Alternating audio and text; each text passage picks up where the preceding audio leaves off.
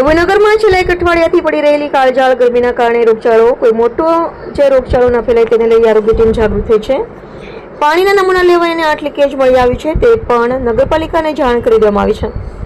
આરોગ્ય ટીમ દ્વારા હાલ તહેવારોને ધ્યાનમાં રાખીને આરોગ્ય ટીમ દ્વારા અલગ અલગ વિસ્તારોમાં 30 ટીમો બનાવીને પાણીના નમૂના લઈ અને કાર્યવાહી કરી મોટી ઝાડા ઉલટી કે રોગચાળો ના ફેલાય તેને લઈને આરોગ્ય વિભાગ દ્વારા ખાસ માર્ગદર્શન હેઠળ મુખ્ય જિલ્લા આરોગ્ય અધિકારીના માર્ગદર્શન હેઠળ તાલુકા હેલ્થ અધિકારી શ્રી ડોક્ટર જીતેન અર્બનના ડોક્ટર અંગેશ અને સુપરવાઇઝર અધિકારીઓ સર્વે કરી રોગચાળો ફેલાય નહીં તેની તકેદારીના પગલે ખાસ કાર્યવાહી હાથ ધરવામાં આવી.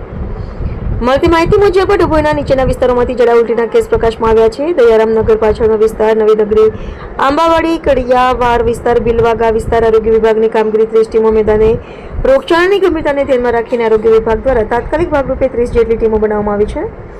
આ ટીમોએ અસરગ્રસ્ત વિસ્તારો સહિત નગરના અલગ અલગ ભાગોમાં ફરીને પાણીના નમૂના લીધા છે અને તેની ચકાસણી અર્થે લેબોરેટરીમાં મોકલી આપ્યા છે.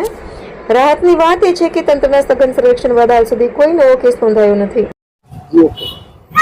હાલ ડભોઈ નગરપાલિકામાં છેલ્લા 2-3 દિવસથી જે આકરી ગરમી પડી રહી છે તેના કારણે તકેદારીના ભાગરૂપે અમારી ડભોઈ આરોગ્યની ટીમ હાલમાં જે હાઈ રિસ્ક એરિયા છે દયારામ હાઈસ્કૂલની પાછળ, નવીનગરી, ભીલવાગા, આંબાવાડી, ત્યાં છૂટાછવાયા 2-3 કેસ જે ઝાડા ઉલટીના મળેલા હતા, જેમાં અમારી કાલે 20 ટીમ અને આજે 10 ટીમ એમ ટોટલ 30 ટીમ મળીને સર્વે કરેલ છે અને હાલમાં કોઈ નવા કેસો જોવા મળેલ નથી અને પરિસ્થિતિ ખૂબ જ ગંભીર છે નથી.